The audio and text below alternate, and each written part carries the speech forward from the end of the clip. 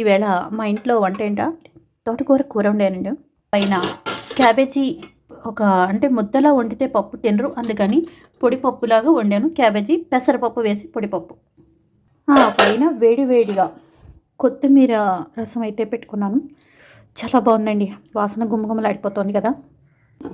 Climate చల్లగా ఉంది కోటి. వేడి వేడి అన్నం అయితేనే తినాలి కదా, గమ్మని డైజెషన్ అయిపోతుంది అంటారు. అందుకని ఇవాళ ఏంటంటే రోజు భోజనం చేసే టైంని వేడిగా అన్నం వండుతాను.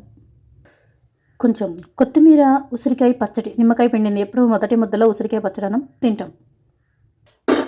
పైన కొంచెం చిక్కటి పెరుగు అని అంటాను, కానీ పెరుగు మాత్రం వేసుకు తినను. మజ్జిగ చేసుకునే మాత్రం తింటే మనకి మంచిది కదా, అందుకని మజ్జిగే. ఒక విషయం చెప్పనండి, అతిథి దేవో భవ అంటూ ఉంటారు కదా. మనకి ఏ రూపైనా వస్తారో తెలియదు కదా గెస్ట్లు. అయినా ఈ రోజుల్లోనూ ఎవరైనా వస్తున్నారు అంటే ఒక 10 నిమిషాలు ఆ చుట్టం ఉన్న వాళ్ళ ఇంట్లో ఉన్నారంటే వాళ్ళకి ఇంకా టెన్షన్ వచ్చేస్తుంది అనమాట. అయ్య బాబోయ్ వీళ్ళు ఉండిపోతారేమో అని. మంచినీళ్ళు ఎక్కడ ఇవ్వాలో ముందర అక్కడి నుంచి మొదలవుతుందండి బద్ధకం.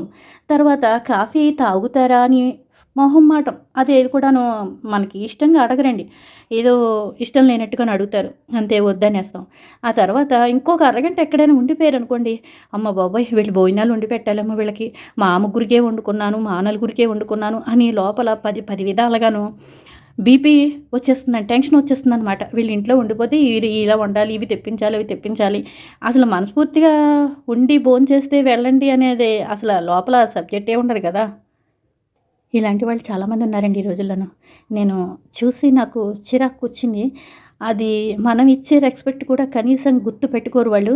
వాళ్ళేంటో అదో రకంగా అహంభావంగా ఎందుకుంటారో మరి నాకు అర్థం కాదు. అలాంటి వాళ్ళు పెద్ద మనుషులు కూడా ఉన్నారు, మన చుట్టే ఉన్నారు.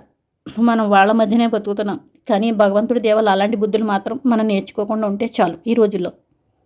ఈవేళ ఈ వంటతో పాటు నీకెందుకో గుర్తుకొచ్చారు. గుర్తుకొచ్చింది కూడా ఒకసారి నా మనసులో మాట చెప్పేయాలి కదా.